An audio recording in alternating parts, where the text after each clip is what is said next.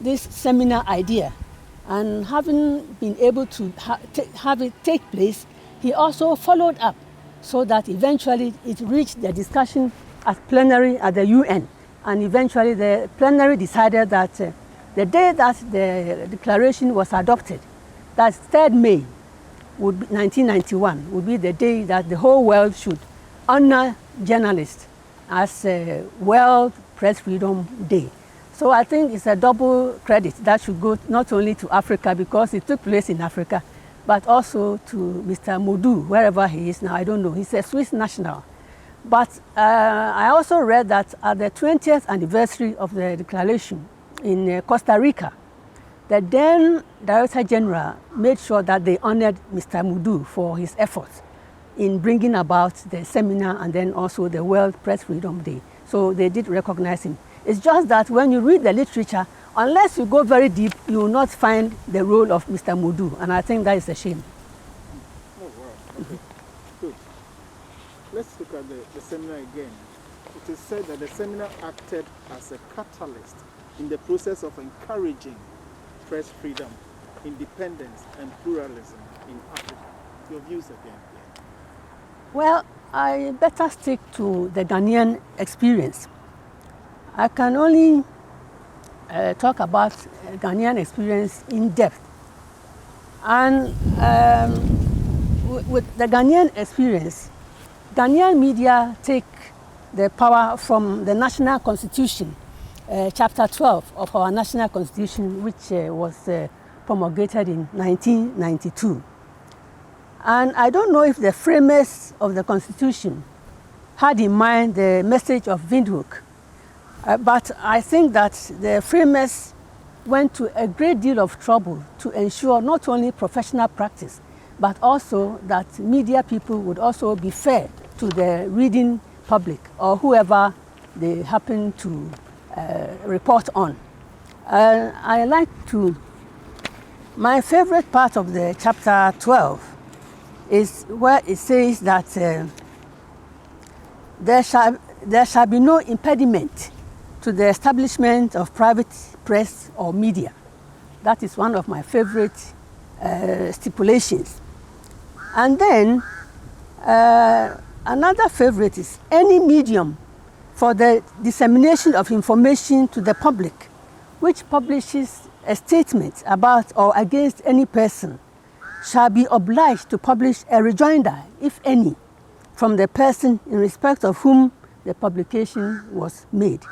I find this very, very edifying because it used to happen that people would find a report about them in the print media or electronic media, which they seriously question. Maybe it was not true, or maybe there had been an error somewhere, but they wouldn't have any outlet to air their grievances. Some of them would even write a letter to the editor, and the editor would choose to publish or not to publish.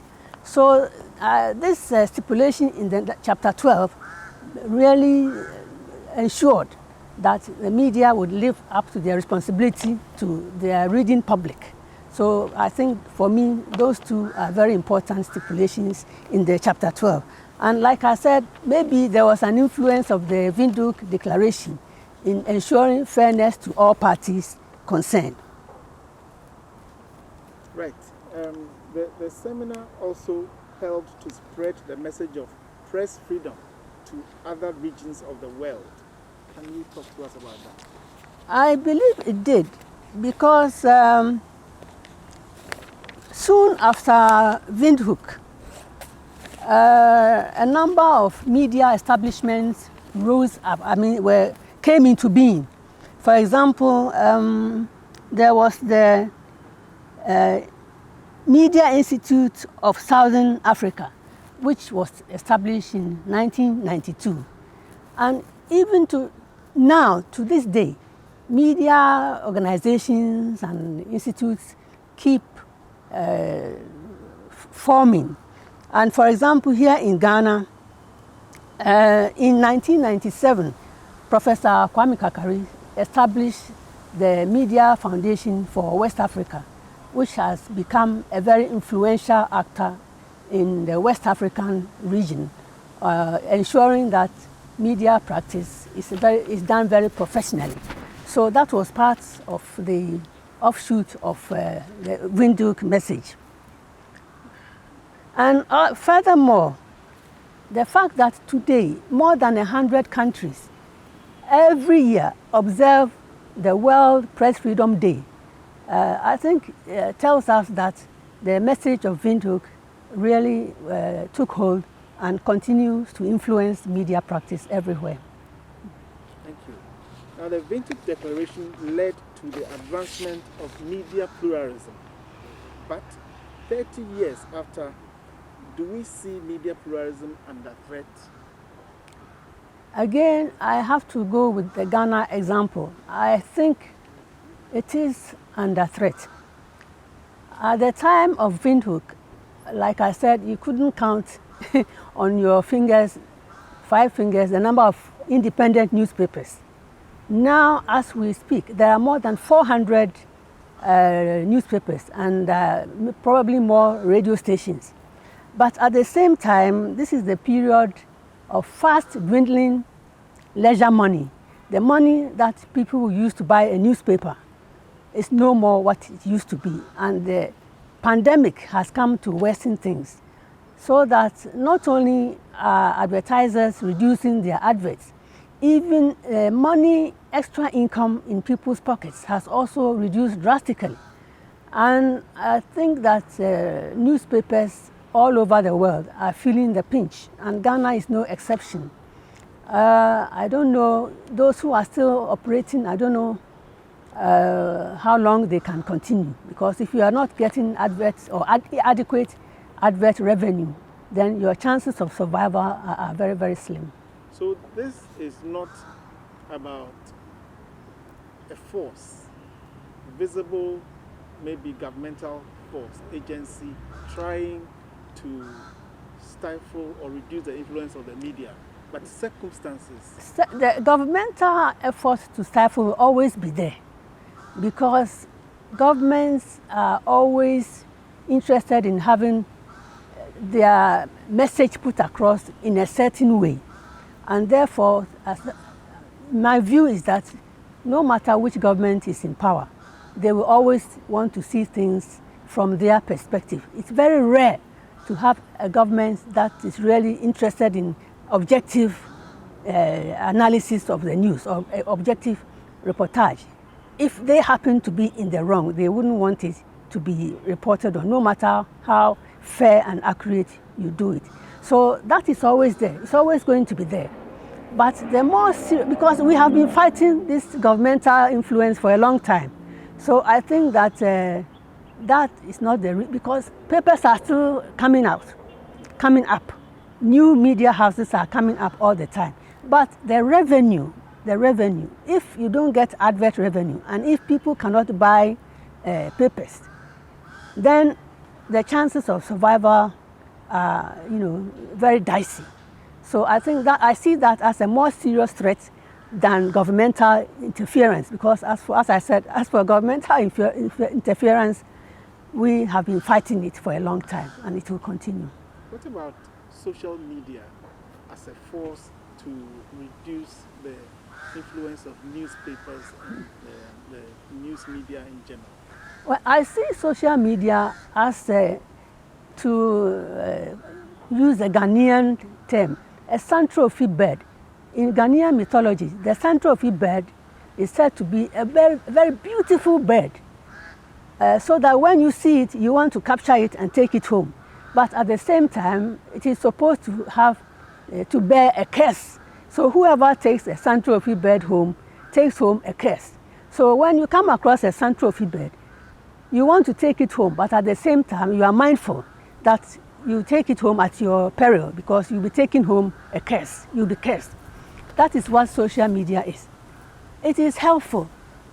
Because of the speed with which it brings out the messages. We in the traditional media, we are often alerted to matters and issues which probably otherwise we wouldn't know about. But at the same time, a lot of it is not reliable information. So that if you are working in the traditional media and you don't make the effort to cross-check whatever you see on social media, you put it out, and then you are in trouble, because in the long run, it could turn out to be a totally fake story. It happens all the time. So social media, in one sense, it keeps us on our toes. It alerts us to the immediacy of things developing. But at the same time, the danger is it is not a reliable system. Reliable messages don't come out of social media all the time. So you need to balance. It's a balancing act. You may come across something on social media, but you can't run with it. You need to check your facts before you use it.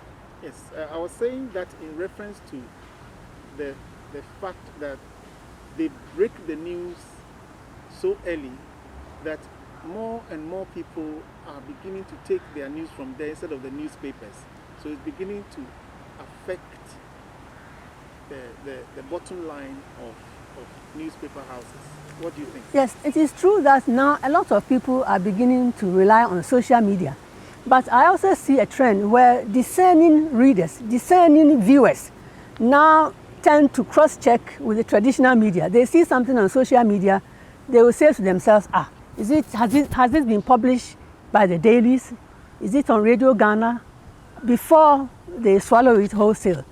Previously, whatever came on social media, people would swallow it. But now, because of the experience of finding out a lot of it is fake, now they tend to want to cross-check before they use it. Okay, now let's come to how it helps to sustain the viability of the media. What do you make of the role of social media in the sustainability and viability of media in general? Does it have any role to sustain the media? Well, the role, as I said, is helping us to be on top of the news, so that social media may help traditional media to know what is happening all over Ghana, for example. But at the same time, although we need to keep on our toes, we have to check the facts before we use it. And the viability, again, is an economic situation. Viability of the media depends on how much people are earning, how much extra money they have